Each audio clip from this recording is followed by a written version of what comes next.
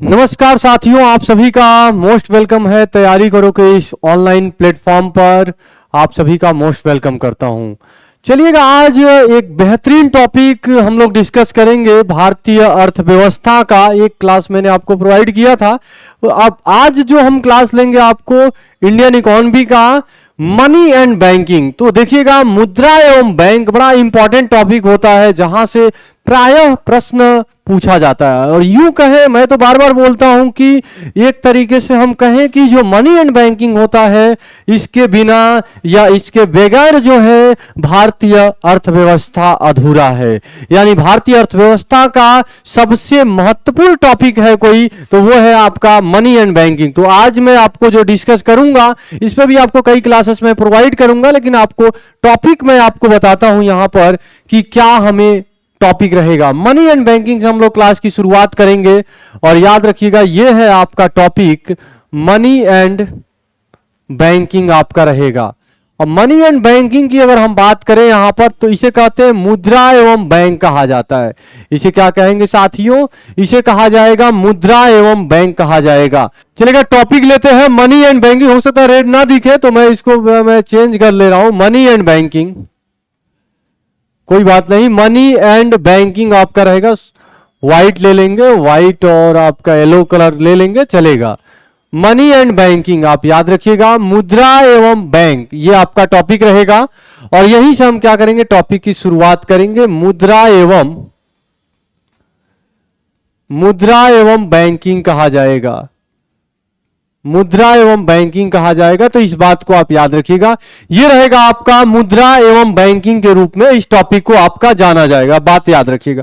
अब प्रश्न बनता है कि हम इसमें क्या क्या पढ़ना। देखिएगा, क्योंकि एक्चुअली सिलेबस का तो दायरा बड़ा वास्ट है, बड़ा बृहद है यहां पर सिलेबस का दायरा। लेकिन इसमें हम क्या क्या पढ़ लें कि एसएससी के पॉइंट ऑफ व्यू से, बैंकिंग के पॉइंट ऑफ व्यू से थोड़ा सा अलग होता है। अगर बात करें बैंकिंग के मेंस के पॉइंट ऑफ व्यू से, जैसे आरबीआई के एग्जाम्स है जिन बच्चों का, उनके पॉइंट ऑफ व्यू से थोड़ा सा लेवल हाई हो जाता है। बहरहाल हम बेसिक बात करेंगे मुद्रा एवं बैंक में क्या क्या हमें पढ़ना है। तो आइएगा, इसका मैं पहला पॉइंट आपको डिस्कस करता हूं। पहला जो पॉइंट होता है, बैंक किसे कहा जाता है। पहला क्या कहते हैं कि बैंक किसे कहा जाता है। इस बात को आप याद रखिएगा कि बैंक किसे कहा जाता है। पहली बात आप याद रखिएगा कि what is a bank, bank क्या है। पहला प्रश्न आपके सामने यही बनता है। दूसरा जो बनेगा वो ये रहेगा कि फाइनेंशियल इंस्टीट्यूशन किसे कहा जाएगा। याद रखिएगा, फाइनेंशियल इंस्टीट्यूशन, फाइनेंशियल इंस्टीट्यूशन किसे कहा जाएगा। इसे कहा जाता है वित्तीय संस्थान किसे कहा जाएगा। अगला पॉइंट क्या रहेगा कि वित्तीय संस्थान किसे कहा जाएगा। अगला पॉइंट रहता है कि बैंक के कार्य क्या होते हैं, वर्क ऑफ द बैंक कहते हैं। बैंक का कार्य क्या होता है, आखिर को बैंक का क्या कार्य होता है, बैंक क्यों बनाया गया। तो याद रखिएगा, अगला पॉइंट रहेगा बैंक के, यानी वर्क ऑफ बैंक कर लीजिएगा, या कर सकते हैं आप यहां पर वर्क ऑफ बैंक या वर्क ऑफ बैंक। बैंक के कार्य क्या है, याद रखिएगा कि बैंक के या बैंक का कार्य क्या है, इस पर हम आपसे चर्चा करेंगे। तो ये तो पहला पॉइंट है आपका मनी एंड बैंकिंग का पहला पॉइंट जो हम लोग डिस्कशन में लेंगे कि बैंक किसे कहेंगे, वित्तीय संस्थान किसे कहेंगे, और वर्क ऑफ बैंक, बैंक के कार्य क्या होते हैं। ये तो पहला टॉपिक आपको डिसाइड करूंगा। अगला जो पॉइंट इसमें रहेगा, अभी मैं सारी बातें आपको क्लियर करूंगा। अगला जो इसमें बात बनता है आपका, वो इसमें क्या बनेगा। अगला हम आपको बताएंगे यहीं पर कि आपको आरबीआई कैसे बना, रिजर्व बैंक ऑफ इंडिया, या आपको बैंकों का डिवीजन भी यहीं पे आपको कराते हैं। तो चलिएगा, डिवीजन ऑफ बैंक कर लेते हैं। डिवीजन ऑफ बैंक कर लेता हूं पहले, डिवीजन ऑफ बैंक। बैंकों का कैसे विभाजन किया गया या वर्गीकरण किया गया, या इसी को क्लासिफिकेशन भी कहा जाता है, classification of bank. Schedule bank क्या है, नॉन शेड्यूल बैंक क्या है, इसमें सब बात करेंगे। आप हो सकता है यहां तक मैं आज की क्लास को लूं। इसे कहते हैं बैंकों का, या इसे कहा जाता है बैंकों का विभाजन कहा जाता है। बैंकों का विभाजन या इसी को कहते हैं वर्गीकरण कहा जाता है। वर्गीकरण या बैंकों का विभाजन कहा जाता है। एक अगला टॉपिक होता है हिस्ट्री ऑफ बैंक। बैंक, या history of the development of bank कह सकते हैं। बैंकों के विकास का इतिहास क्या है, बैंकों के विकास का इतिहास क्या है, अगला टॉपिक रहेगा बैंकों के विकास का इतिहास, बैंकों के विकास का इतिहास, history of the banking development, banking development का, ये जो बैंकिंग का पूरा जो बैंकिंग डेवलपमेंट है, बैंकिंग डेवलपमेंट का, बैंकिंग डेवलपमेंट का, हिस्ट्री ऑफ बैंकिंग डेवलपमेंट, इसका इतिहास क्या है, इस पे हम बात करेंगे आपसे कि बैंकिंग डेवलपमेंट का हिस्ट्री क्या है, इतिहास क्या है, इस पर हम लोग चर्चा करेंगे। कौन बैंक कैसे बना, ये पूरी कहानी आपसे पूछी जाती है कि कैसे कौन सा बैंक बना, आईडीबीआई बैंक कब बना, आईएफसीआई बैंक कब बना, आईसीआईसीआई बैंक कैसे बना, अवध कमर्शियल बैंक कैसे बना, ये पूरा है, हिंदुस्तान बैंक कैसे बना, ये पूरा बैंकिंग का पूरा इतिहास है साथियों। यहां से भी प्रश्न आपसे पूछे जाते हैं, ये बड़ा इंपॉर्टेंट पॉइंट है जिसको मैं आपको डिस्कस कर रहा हूं। बैंकिंग के विद्यार्थियों के लिए, खास तौर से जो बैंकिंग की तैयारी करने वाले विद्यार्थी हैं उनके लिए आपको पता ही होगा कि हमारे यहाँ जो इंस्टीट्यूट है इसमें आपको पता होगा कि बेसिक रूप से आपको अलग तरीके से जो है हम लोग बैंकिंग की भी क्लासेस चलती हैं, अलग तरीके से आपको एसएससी की क्लासेस अलग होती है, बैंक के विद्यार्थियों के लिए क्लासेस अलग होती है। तो बैंकिंग के विद्यार्थियों के ध्यान में रखते हुए मैं टॉपिक को आपको लेकर के चल रहा हूं। एसएससी तो थोड़ा सा कम होता है, लेकिन बैंकिंग वाले में थोड़ा सा लेवल ज्यादा होता है। बैंकिंग के कई बच्चे मेंस के होते हैं, मेंस का तो लेवल और थोड़ा सा हाई हो जाता है। तो ये दूसरा पॉइंट हम यहां पर डिस्कस करेंगे। अगला आपसे क्या रहेगा, अगला पॉइंट यही रहेगा जो आपको मैं कराऊंगा, आरबीआई किसे कहा जाएगा, यानी reserve bank of India. RBI established on 1 April 1935, RBI की स्थापना 1 अप्रैल 1935 को किया गया अंडर द आरबीआई एक्ट 1934, 1934 के अधिनियम के तहत। याद रखिएगा, इनिशियली इट्स हेडक्वार्टर, शुरुआत में जो इसका हेडक्वार्टर था, फ्रॉम 1935 टू 37 इसका जो हेडक्वार्टर था वो कोलकाता था, and after shifted its headquarter from 1937 to till, अभी तक का जो बाद में इसके हेडक्वार्टर को जो चेंज किया गया वो कोलकाता से मुंबई कर दिया गया, और आज भी जो है टिल नाउ यानी अभी तक जो है जो इसका मुख्यालय है वो मुंबई है। और इसकी पहली बार जो है याद रखिएगा रिकमेंडेशन देने का काम किसने किया, तो on the recommendation of Hilton young committee, Hilton young committee के रिकमेंडेशन पर क्या किया गया, इसको स्थापित करने का कार्य किया गया। एंड पहली बार जो इसका राष्ट्रीयकरण कब किया गया, तो याद रखिएगा 1 जनवरी 1949 को इसका पहली बार राष्ट्रीयकरण किया गया। ये पूरे टॉपिक मैं आपको कराऊंगा। आरबीआई, आरबीआई यानी रिजर्व बैंक ऑफ इंडिया, ये सेंट्रल बैंक होता है, यानी बैंकों का बैंक होता है, ये पूरी बात हम आपको कराएंगे। अगला पॉइंट रहता है आरबीआई यानी इसी कहते हैं रिजर्व बैंक ऑफ इंडिया कहा जाता है। इसको क्या कहेंगे, रिजर्व बैंक ऑफ इंडिया कहा जाएगा। और इसे आप याद रखिएगा, ये रिजर्व बैंक ऑफ, ये रिजर्व बैंक ऑफ, एक सेकेंड, ये रिजर्व बैंक ऑफ इंडिया कहा जाएगा। इस बात को आप याद रखिएगा, रिजर्व बैंक ऑफ इंडिया हो जाएगा। अगला रहेगा आरबीआई के कार्य, वर्क ऑफ आरबीआई, यानी इसे कहा जाएगा आरबीआई के कार्य क्या है, आरबीआई के कार्य क्या है, इसको आपको ध्यान रखना। आरबीआई के कार्य क्या होते हैं, आरबीआई नोटों को जारी करेगा या नोटों का निर्गमन करेगा, नोटों का बैंक ऑफ द बैंक होगा, to act as a government of the bank, to control credit. RBI control credit in 2 ways, 2 तरीके से आरबीआई क्या करता है, कंट्रोल करता है। ये सारी बातें हम बताएंगे आपको। क्वांटिटी मेजरमेंट क्या होता है, क्वालिटेटिव मेजरमेंट क्या होता है, ये पूरा हम बताएंगे। आरबीआई के पहले टूल्स हुआ करता था, अब उसको बदल करके एमपीसी का टूल्स कर दिया गया है। एमपीसी का टूल्स का मतलब मॉनेटरी पॉलिसी कमेटी का टूल्स क्या है, तो अगला टॉपिक यहीं से हम जोड़ लेंगे, ये एमपीसी के टूल्स आपसे पूछा जाएगा। तो अगला जो 2 पॉइंट्स हमें 2 स्लाइड लेना पड़ेगा, तो ये याद रखिएगा, एक बार मुझे सिलेबस फिर से लिखना पड़ेगा, मनी एंड बैंकिंग। तो मैंने सिलेबस को एक बार फिर से लिख दिया आपके सामने, मनी एंड बैंकिंग का अगला जो पॉइंट हमको यहां पर पढ़ना है वो अगला पॉइंट आप याद रखिएगा कि एमपीसी किसे कहा जाएगा। एमपीसी कहें तो मॉनेटरी पॉलिसी कमेटी कहा जाता है, जिसको कहते हैं मौद्रिक नीति समिति कहा जाता है। क्या कहते हैं साथियों, इसको कहते हैं मौद्रिक, इसको कहा जाएगा मौद्रिक नीति समिति कहा जाएगा। इसे याद रखिएगा, इसको मौद्रिक नीति समिति कहा जाएगा। MPC is a 6 member committee, यह 6 सदस्यीय समिति होता है। इन विच 3 member from the RBI side included, याद रखिएगा, included RBI chairman and 3 member from the government side. 3 जो सदस्य होता है आरबीआई की तरफ से होता है, जिसमें चेयरमैन, आरबीआई का चेयरमैन यानी गवर्नर जिसे कहता है वो भी शामिल रहता है, और जो 3 मेंबर होता है, ये 3 मेंबर आपका सरकार की तरफ से होता है, यानी 3 + 3 यानी 6 लोगों का क्या है, ये पूरा 6 लोगों की समिति है, जिसको 2016 में लाया गया था। कब लाया गया था?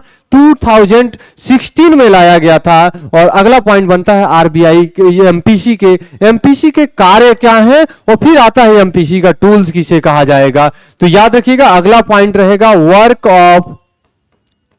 वर्क ऑफ एमपीसी, यानी एमपीसी के कार्य क्या है, मॉनेटरी पॉलिसी कमेटी के कार्य क्या है, इस बात को आपको याद रखना है। और एमपीसी के कार्य, जो पहले आरबीआई जिस कार्य को करता था, अब वही कार्य क्या करेगा, एमपीसी कर। बड़े बड़े चुनावी बातें करता है आरबीआई, यूं कहे तो। अब मुझे हंसी आती है इस पर, इसलिए आती है कि बड़ा खेल हुआ था यहां पर, और बड़ा खेल करने के बाद चुनावी बातें की, गरीबी को कम कर देंगे, रिड्यूस कर देंगे पावर्टी को, गरीबी को एलिवेट कर देंगे, एलिवेटिंग दी पावर्टी कर देंगे, हाई अनएम्प्लॉयमेंट कर देंगे, इकोनॉमिक ग्रोथ करेंगे, और वो भी इकोनॉमिक ग्रोथ थोड़ा मोड़ा नहीं करेंगे, बड़ी बड़ी बातें किया गया यहां पर।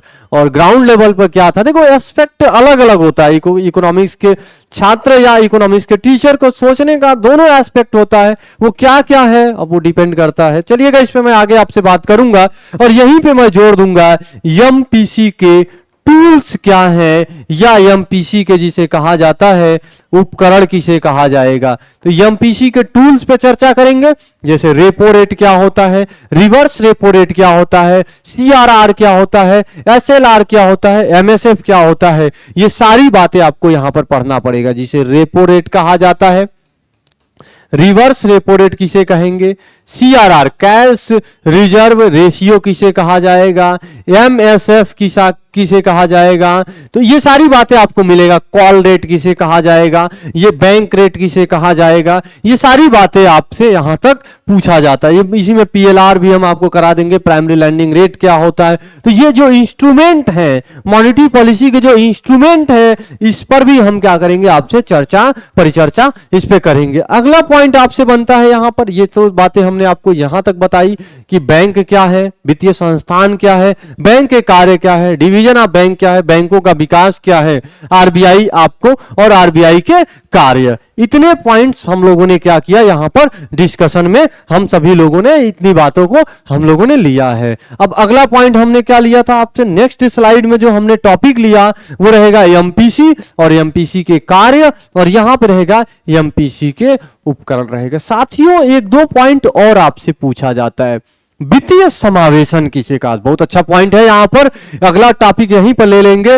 वित्तीय समावेशन, फाइनेंशियल इंक्लूजन जिसे कहा जाता है, इसे क्या कहते हैं, वित्तीय समावेशन। नचिकेत मोर समिति के रिकमेंडेशन पर इसको लाया गया। याद रखिएगा, वित्तीय समावेशन क्या होता है, बैंकिंग सेक्टर में जो निचले, खासतौर से जो समाज के निचले वर्ग के जो लोग हैं, उनको भी क्या किया जाए, बैंकिंग सेक्टर के साथ जोड़ा जाए, उसी को कहते हैं बैंकिंग सेक्टर वित्तीय समावेशन, यानी बैंक तक पहुंच को बढ़ाया जाए, इसी को कहेंगे वित्तीय समावेशन, यानी फाइनेंशियल कहा जाता है, इसे कहेंगे फाइनेंशियल इंक्लूजन कहा जाएगा।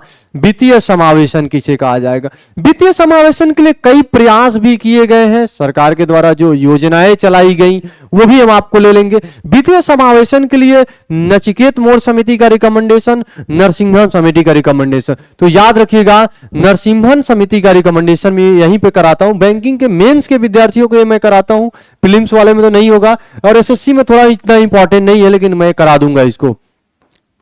नरसिम्हम समिति का रिकमेंडेशन क्या था आपका, और यहीं पे आपका रहेगा नचिकेत मोर कह सकते हैं, नचिकेत मोर समिति का या मोरे समिति का रिकमेंडेशन आपसे क्या था, ये आपको मैं कराऊंगा। तो नचिकेत मोर समिति का क्या था रिकमेंडेशन, ये दो है, नरसिंहन समिति 1 एंड नरसिंहन समिति 2 रिकमेंडेशन, 2 रिकमेंडेशन है। उसमें क्या क्या प्रमुख बातें थी ये करा दूंगा। नचिकेत मोर समिति का रिकमेंडेशन यानी याद रखिएगा, नचिकेत मोर समिति का नचिकेत, एक सेकंड रुक जाइएगा, ये नचिकेत मोर समिति का क्या था, इसमें क्या रिकमेंडेशन है ये भी करेंगे। और सरकार ने वित्तीय समावेशन के लिए कौन कौन से प्रयास किया है, जैसे मिशन इंद्रधनुष हो गया, या आप देखेंगे मुद्रा बैंक का कॉन्सेप्ट आया है। तो इस पे सरकार के द्वारा किया गया प्रयास, गवर्नमेंट ने क्या प्रयास किया है, सरकार के द्वारा किया गया प्रयास, सरकार के द्वारा किया गया प्रयास क्या क्या सरकार ने क्या क्या प्रयास किया, सरकार ने इसको प्रयास के लिए कई सारे स्कीम्स को चलाया है। और इस स्कीम्स में पुरानी स्कीम्स भी है और आपकी नई स्कीम्स भी आपका चालू, जैसे आपका मिशन इंद्रधनुष का नाम आप लोगों ने सुना होगा, मिशन इंद्रधनुष यहाँ पे हम लोग कर लेंगे। मिशन इंद्रधनुष एक टीकाकरण के लिए भी है। मिशन इंद्रधनुष क्या था, मिशन इंद्रधनुष, इसको हम चर्चा कर लेंगे। या अन्य आपसे प्रधानमंत्री मुद्रा योजना क्या था, यह भी आपसे पूछा जाता है, मुद्रा योजना क्या था, प्रधानमंत्री जनधन योजना, ये जैम कहा जाता है, जनधन योजना क्या था आपका, ये भी मैं आपसे यहाँ पर डिस्कस कर दूंगा। ये सरकार के द्वारा किया गया अलग अलग स्तर पर क्या क्या प्रयास था, वित्तीय समावेशन क्या होता है और ये सरकार ने क्या क्या प्रयास किया था। तो ये तो एक बात थी आपका, अभी और भी कई बातें निकलेगा आपसे। अगला बात हम ले लेंगे वित्तीय समावेशन, सरकार के द्वारा किया गया प्रयास। अगला एक और टॉपिक आता है जिसे कहा जाता है मेनली रूप से नॉन परफॉर्मिंग एसेट कहा जाता है। साथियों याद रखिएगा, मनी एंड बैंकिंग का अगला टॉपिक बहुत ही इंपॉर्टेंट टॉपिक होता है जिसको कहा जाता है मनी एंड बैंकिंग का नॉन परफॉर्मिंग एसेट किसे कहा जाता है। नॉन परफॉर्मिंग एसेट का मतलब होता है गैर निष्पादित परिसंपत्ति कहा जाता है। नॉन परफॉर्मिंग एसेट एनपीए, गैर निष्पादित परिसंपत्ति। आपने देखा होगा बचपन में कोई दोस्त कहता है 500 रुपए दे दो, हम तुम्हें 1000 देंगे, पता चलेगा 1000 500 और मिलने के लालच में आप अपना 500 भी गंवा दिए। वही है आपका एनपीए। तो एनपीए को लेकर के सुधार क्या क्या किया गया, तो एनपीए रिफॉर्म भी आपसे पढ़ना होगा। एनपीए नॉन परफॉर्मिंग एसेट कहा जाता है जिसको कहते हैं गैर निष्पादित परिसंपत्ति कहा जाता है। ये गैर निष्पादित परिसंपत्ति क्या था, कैसे रहेगा, ये बात भी हम आपसे यहां पर चर्चा करेंगे। अगला है एनपीए के बाद आपसे एनपीए के लिए किए गए प्रयास, जैसे सरफेसी एक्ट लाया गया, कई सारे एक्ट लाए गए, कई सारे प्रयास किए गए। तो एनपीए को लेकर के किया गया क्या क्या प्रयास किया गया है, इस पर हम लोग चर्चा करेंगे। वो कौन कौन से प्रयास है जो सरकार ने एनपीए को लेकर के किया, जैसे सरफेसी एक्ट हो गया, ये तमाम सारे एक्ट लाए गए, इस पर भी हम लोग चर्चा करेंगे। तो ये हमने आपको एक देखो अभी एक मोटा मोटी हमने आपको दायरा बताया, ऐसा नहीं है कि इतना ही पढ़ लेने से आपका टॉपिक हो जाएगा, नहीं, अभी तो कई सारे बात है। अभी मनी मार्केट केवल है, अभी कैपिटल मार्केट की बात नहीं किया हूं। अभी कैपिटल मार्केट वो अलग रहेगा आपका। और ये इतनी बातों को कराने के बाद अब याद रखिएगा एक रेगुलेटर होता है, बड़ा बड़ा बड़ा अच्छा प्रश्न बनता है यहां से, FSDC financial stability development council, जो 2010 में लाया गया था। और ये 2010 में कैसे लाया गया, बैंकों का रेगुलेशन कौन करता है, शेयर बाजार का रेगुलेशन कौन करेगा, सबका रेगुलेटर आपका कौन होता है, तो इस पर भी हम आपसे बात करेंगे। जैसे आरबीआई का विनियामक कौन है, आरबीआई भी किसके अंतर्गत कंट्रोल में काम करता है, एफएसडीसी के तहत, सेबी भी किसके अंतर्गत काम करेगा, तो ये पूरी बातें यहां तक हम लोग करेंगे। तो ये पूरी आपका सिलेबस का एक मैंने आपको मोटा मोटी जो है एक मैंने आपको दायरा दिया है। अभी देखिएगा इसमें बहुत लेंथी टॉपिक है, ये सिलेबस बहुत वास्ट सिलेबस है, ये बड़ा लंबा सिलेबस है मनी एंड बैंकिंग का। बहरहाल हम लोग क्या करेंगे, यहां तक की बातों को हम लोग यहां पर देखेंगे। तो ये सारी बातें आपकी क्लियर हो गई, आगे चले आपका, चलेगा अगले पॉइंट पे आते हैं। अगला पॉइंट मैं आपको डिस्कस करता हूं, बैंक किसे कहा जाता है। बड़ा अच्छा पॉइंट है आपसे मेरे साथियों, हेडिंग डालिएगा बैंक किसे कहा जाएगा, बैंक किसे कहा जाएगा। अच्छा मुद्रा क्या होता है, मुद्रा क्या होता है, मुद्रा पेमेंट का या पेमेंट का एक माध्यम होता है, मुद्रा पेमेंट का माध्यम होता है, मनी जो होता है ये पेमेंट का माध्यम होता है। ये मनी जो होता है जनरली जो होता है, याद रखिएगा फिएट करेंसी भी आता है, इसलिए मैं जनरली यहां पे बोल रहा हूं। जनरली जो विनिमय का माध्यम होगा, ये विनिमय का माध्यम या तो क्वाइंस में होगा या तो रुपए में होगा।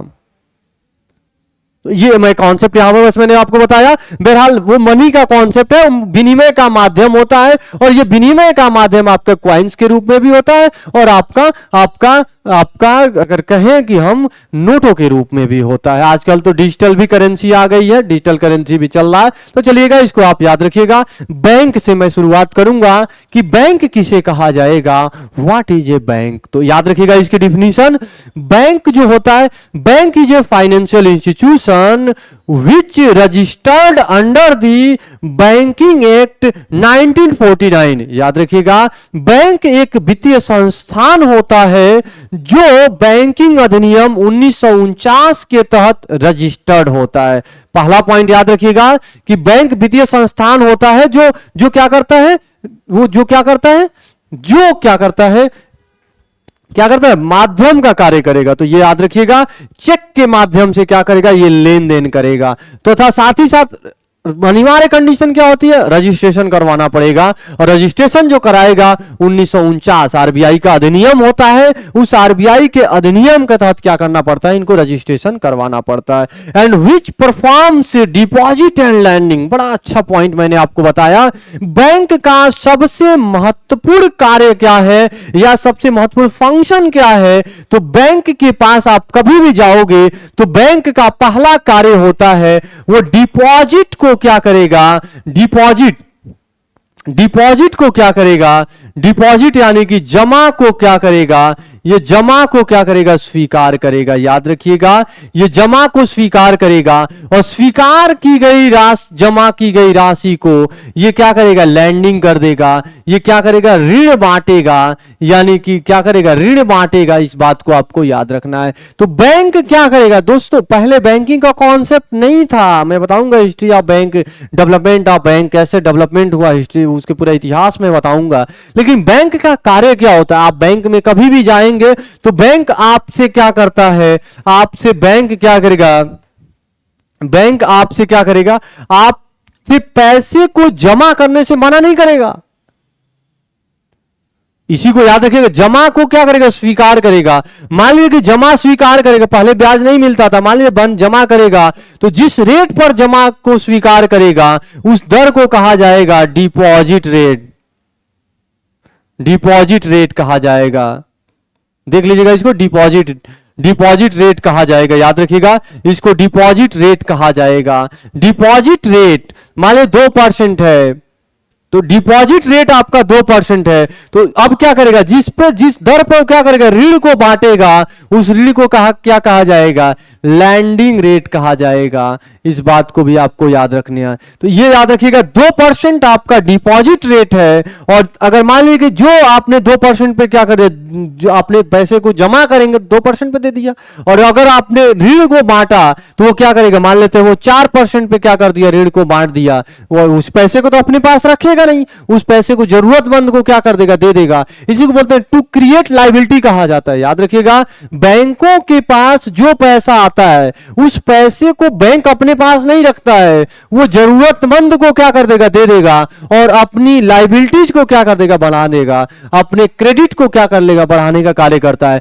और यही क्या करेगा, 2%, तो ये डिपॉजिट रेट हो गया, और ये किसे कहा जाता है, लैंडिंग रेट। दोनों के बीच का गैप कितना है मेरे साथियों, तो ये दोनों के बीच का गैप है 2%। भाई हमने जमा किया, उस पे जो बैंक जमा करता है उस पे जो ब्याज देता है वो 2% पे दे देता है, सपोज दैट। और सपोज दैट मान लीजिए कि बैंक ने जो जमा ऋण दिया उस पर जो ब्याज लेता है वो 4% के लेता है, यानी कि ये 2% की जगह पे ये कितना आमदनी कर रहा है, 4% ले रहा है। यानी 2% दे रहा है और 2% क्या कर रहा है, ये ग्राहक को क्या कर रहा है, ग्राहक को जब दे रहा है तो ये 4% पे दे रहा है, और जब ग्राहक से पैसा ले रहा है तो उस ग्राहक को कितना दे रहा है, 2% दे रहा है, यानी 2% का ये प्रॉफिट ले रहा है। और इसी 2% के प्रॉफिट से बैंक क्या करता है, अपने पूरा सिस्टम को क्या करता करता रहता है, चलाता रहता है। तो ये पॉइंट आप याद रखिएगा। बैंक के कार्य या बैंक क्या है, इस बात को मैंने आपको बताया यहां पर।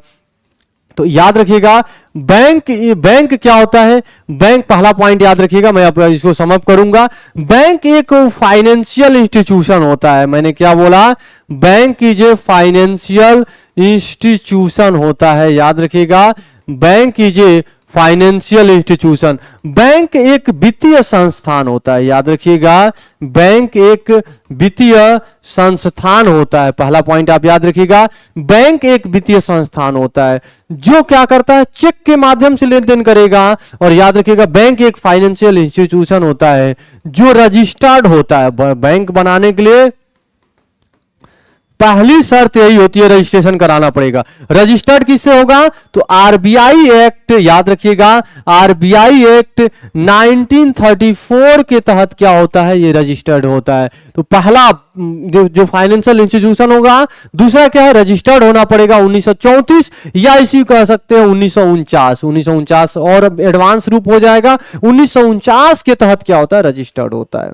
And which performs deposit and lending का कार्य करता है, जो क्या करेगा, डिपॉजिट करेगा। याद रखिएगा, डिपॉजिट करेगा और डिपॉजिट की गई राशि को क्या कर देगा, ये लैंडिंग कर देगा, यानी ऋण में क्या कर देगा, ऋण बांटने का कार्य करेगा या ऋण बांटेगा। और ये क्या करेगा, जमा को क्या करेगा, ये जमा को स्वीकार करेगा। तो ये दो बातें आपको याद रखनी है। ये जमा को स्वीकार करेगा और स्वीकार करने के बाद क्या करेगा, ऋण को बांट देगा। तो ये ही रहेगा, bank is a financial institution registered under the RBI act 1949 and which performs deposit and lending. वो क्या करता है, डिपॉजिट और लैंडिंग का कार्य करता है या डिपॉजिट एंड लैंडिंग का फंक्शन करता है। दूसरा पॉइंट आपका यहीं पर बनता है, condition to set up a bank. क्या कोई भी बैंक का कार्य कर सकता है? नहीं दोस्तों, कंडीशन होती है कि कौन से लोग या कौन सी कंपनियां या कौन सी संस्थाएं बैंकिंग का कार्य कर सकते हैं। तो बैंक बनने की शर्त क्या होती है, तो याद रखिएगा, कंडीशन क्या होता है, कंडीशन टू सेटअप। पता नहीं ये चलेगा या नहीं चलेगा, बहरहाल चलेगा, इसी से मैं लिख देता हूं, कंडीशन टू सेटअप ये बैंक बनने की शर्त क्या होती है। तो याद रखिएगा, इसको कहते हैं बैंक बनने की शर्त कहा जाता है। और बैंक बनने की शर्त क्या होती है, दो शर्त बेसिक रूप से याद रखिएगा। इसमें दो शर्त क्या है, इसको मैं आपको बताता हूं। Condition to set up a bank बनने की दो शर्त आप याद रखिएगा। पहला शर्त क्या है, minimum paid up capital shall B 500 crore, यानी 500 करोड़ रुपए का मिनिमम पेड अप कैपिटल होना चाहिए। याद रखिएगा, मैंने टर्मोलॉजी क्या बोला है, शैल बी का प्रयोग मैंने किया है, विल बी का प्रयोग नहीं किया है। होगा नहीं है, होना चाहिए ही चाहिए, याद रखिएगा। और दूसरा पॉइंट याद रखिएगा, 10 वर्षों तक ये क्या किया हो, कम से कम 10 वर्षों तक फाइनेंशियल इंस्टीट्यूशन के रूप में क्या किया हो, कार्य किया हो। Minimum 10 year experience in financial sector, यानी कि वित्तीय क्षेत्र में या वित्तीय संस्थान के रूप में या बैंक के रूप में 10 वर्षों तक कार्य करने का अनुभव रहा हो। तो याद रखिएगा, यानी याद रखिएगा, इसको हम कहें मिनिमम 10 ईयर, याद रखिएगा, minimum 10 years experience, minimum 10 year experience in banking या बैंकिंग कहे या बैंकिंग क्षेत्र में या फाइनेंशियल याद रखिएगा, फाइनेंशियल इंस्टीट्यूशन के रूप में, यानी याद रखिए कम से कम 10 वर्षों तक याद रखिएगा, 10 वर्षों तक ये क्या किया हो, बैंकिंग के रूप में क्या किया हो, बैंकिंग या वित्तीय संस्थान के रूप में क्या किया हो, ये रूप में इसने कार्य किया हो। दूसरा पॉइंट आप याद रखिएगा, दूसरा पॉइंट आपसे क्या कह रहा है, minimum paid up capital shall B 500 crore rupees. तो याद रखिएगा, मिनिमम जो है इसका पेड अप कैपिटल, यानी पेड अप कैपिटल का मतलब कुल चुकता पूंजी कहा जाता है। पेड अप कैपिटल जो होगा इसका शैल बी, याद रखिएगा, शैल बी 500 CR याद रखिएगा, ये याद रखना है आपको। मिनिमम पेड अप कैपिटल आपका इसके 500 करोड़ के बराबर होना चाहिए, कुल चुकता पूंजी। ये दो बातें हमने आपको यहां पर सिखाई। तो अभी तो केवल मैंने अभी शुरुआत किया है कि बैंक किसे कहा जाएगा, डिपॉजिट रेट क्या होगा, लैंडिंग रेट क्या होगा, बैंक करता क्या है। अगला पॉइंट आपसे बनता है बैंक के बाद अगला जो पॉइंट आता है इसे कहा जाता है फाइनेंशियल इंस्टीट्यूशन कहा जाएगा। इसे क्या कहेंगे साथियों, तो अगला होगा जिसे कहा जाएगा फाइनेंशियल इंस्टीट्यूशन किसे कहा जाएगा, फाइनेंशियल इंस्टीट्यूशन किसे कहा जाएगा, वित्तीय संस्थान किसे कहा जाएगा, क्या कहेंगे इसको, इसको कहा जाएगा वित्तीय संस्थान किसे, वित्तीय संस्थान किसे कहा जाए, वित्तीय संस्थान वे संस्थान होते हैं, financial institution are those institution which registered under the company act 1956। ये वे संस्थान होते हैं जो कंपनी अधिनियम, याद रखिएगा, ये कंपनी एक्ट 1956 के तहत क्या होते हैं, रजिस्टर्ड होते हैं। कंपनी एक्ट 1956 के तहत क्या होते हैं, रजिस्टर्ड होते हैं। इस बात को आपको याद रखना है। Company act, financial institution are those institution which registered under the company act 1956 के तहत, ये कंपनी एक्ट 1956 के तहत रजिस्टर्ड होते हैं। ये चेक के माध्यम से लेन देन का काम नहीं करते हैं। इसका सबसे अच्छा उदाहरण याद रखिएगा, यानी ये पूछा जाता है, NBFC कहा जाता है, यानी नॉन बैंकिंग फाइनेंशियल कंपनीज इसके उदाहरण होते हैं। याद रखिएगा, non banking financial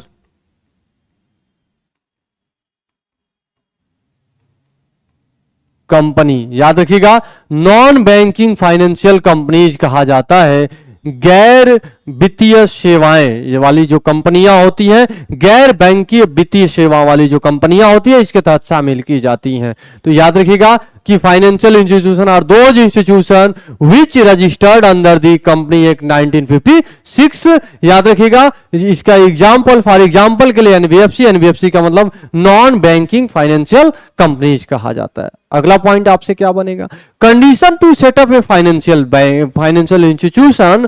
financial institution के लिए पहली कंडीशन क्या होती है, minimum paid up capital shall be 50 CR होना चाहिए। याद रखिएगा, कंडीशन क्या होती है, कंडीशन टू सेटअप ये फाइनेंशियल इंस्टीट्यूशन। तो याद रखिएगा, फाइनेंशियल इंस्टीट्यूशन यानी कि वित्तीय संस्थान बनने की शर्त क्या होती है। तो इसे याद रखिएगा, वित्तीय संस्थान बनने की शर्त क्या होती है, तो इसको हमें यहां पर डिस्कस में हम लोग लेते हैं। तो याद रखिएगा, मिनिमम जो पेड अप कैपिटल होता है, ये मिनिमम पेड अप कैपिटल जो होगा आपका, पेड अप कैपिटल का मतलब कुल चुकता पूंजी जो होगा आपका, ये मिनिमम पेड अप कैपिटल यानी कुल चुकता पूंजी जिसे कहा जाता है, कुल चुकता पूंजी जो इसे कहा जाता है, ये आपका कितना होना चाहिए, तो ये होना चाहिए 50 CR के ये बराबर होना चाहिए, यानी 50 करोड़ के बराबर होना चाहिए। तो ये बात आप याद रखिएगा। तो अभी मैंने कुछ नहीं बताया, अभी मैंने केवल बैंक क्या होता है, बैंक के कार्य क्या होते हैं, वित्तीय संस्थान किसे कहा जाता है, अभी यहां पर मैंने आपको अगली बात आपको बताई। अगला जो पॉइंट आपके सामने आता है बड़ा अच्छा पॉइंट है, उसको मैं अलग से आपको क्लास को मैं बना करके दूंगा, वहां से अलग से क्लास ही आपकी रहेगी। अगला पॉइंट आता है, इसे कहते हैं डिवीजन ऑफ बैंक। अगला टॉपिक क्या रहेगा, इसे कहा जाएगा डिवीजन ऑफ बैंक। बैंकों का वर्गीकरण कैसे किया गया है, तो बैंकों के वर्गीकरण की अगर हम बात करें यहां पर, तो आइएगा देखिएगा, इसे कहा जाएगा डिवीजन ऑफ बैंक। किसे कहा जाएगा, इसे कहते हैं बैंकों का वर्गीकरण कहा जाता है। क्या कहेंगे इसको, बैंकों का विभाजन कह सकते हैं या क्लासिफिकेशन कहे। बैंकों का विभाजन क्या है, कैसे बैंकों को विभाजित, बड़ा क्वेश्चन यहां से बनता है साथियों, और ये बड़ा एक इंपॉर्टेंट टॉपिक है जो बार बार परीक्षाओं में पूछा जाता है, बैंकों का विभाजन। तो दो भागों में, पहले तो बैंकों को दो भागों में बांटा, एक को कहते हैं शेड्यूल बैंक, फिर कहेंगे नॉन शेड्यूल बैंक। तो याद रखिएगा, शेड्यूल बैंक कहा जाएगा। पहला, दूसरा याद रखिएगा non schedule bank. Schedule bank, अगला जिसे कहा जाएगा non schedule bank. Non schedule bank इसे कहा जाएगा, इसको हम कहेंगे अनुसूचित बैंक। इसको कहेंगे अनुसूचित बैंक कहा जाएगा। क्लासिफिकेशन मैं पूरा बता देता हूं आपको। इसको कहते हैं गैर अनुसूचित बैंक। कई बार बच्चों को लगता है कि अनुसूचित बैंक मतलब ऐसा बैंक जिसमें SC ST जाएगा या अनुसूचित लोग जाएंगे। ऐसा कुछ नहीं साथियों। गैर अनुसूचित बैंक याद रखिएगा नॉन शेड्यूल बैंक कहा जाएगा। दो बातें याद रखिएगा। अब इसको भी दो भागों में याद रखिएगा, शेड्यूल बैंक और ये रहा आपका non schedule bank. Schedule bank के बाद भी हम लोग क्या करते हैं, इसमें भी आपका domestic bank and foreign bank हो जाएगा। तो याद रखिएगा इसको कहा जाएगा डोमेस्टिक बैंक और इसे कहेंगे फॉरेन बैंक। फॉरेन बैंक का मतलब विदेशी बैंक। इसे क्या कहेंगे, इसको कहेंगे विदेशी बैंक। और इसे क्या कहेंगे, इसे कहा जाता है घरेलू बैंक।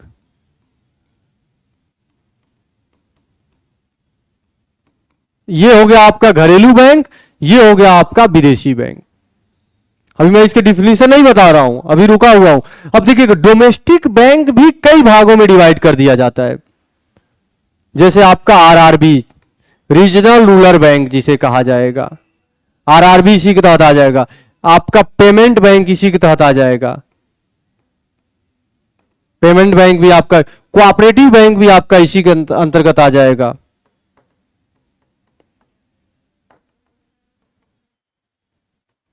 फिर आगे चलेंगे तो यहां पे आ जाएगा पब्लिक बैंक। क्या आ जाएगा यहां पर, पब्लिक बैंक। पब्लिक बैंक और भी कई आ जाएगा। आपका पेटीएम मैंने करा ही दिया, पेमेंट बैंक करा ही दिया, तो ये आपका कोऑपरेटिव। अब यहां पर फिर से ये दो भागों में डिवाइड हो जाएगा। पब्लिक बैंक दो भागों में, एक नेशनलाइज्ड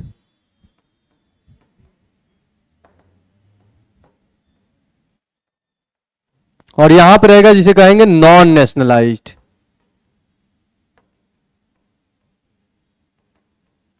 इसको कहेंगे गैर राष्ट्रीयकृत कहा जाएगा, गैर राष्ट्रीयकृत बैंक। और यहां पे रहेगा, इसको कहेंगे राष्ट्रीयकृत बैंक। राष्ट्रीयकृत बैंक ये रहेगा आपकी पूरी कहानी। यहां तक आपका पूरा डिवाइडेशन है जहां तक हमें पढ़ना होता है। तो ये घरेलू बैंक आपका हो गया, RRB हो गया, कोऑपरेटिव बैंक हो गया। पब्लिक बैंक, ये पब्लिक बैंक ही रहेगा। ये रहेगा आपका नॉन नेशनलाइज्ड बैंक और यहां पर रहेगा नेशनलाइज्ड बैंक। ये पूरा डिवाइडेशन है। इसका पूछा जाता है, इस पर इसका एग्जांपल पूछा जाता है। ABN AMRO bank,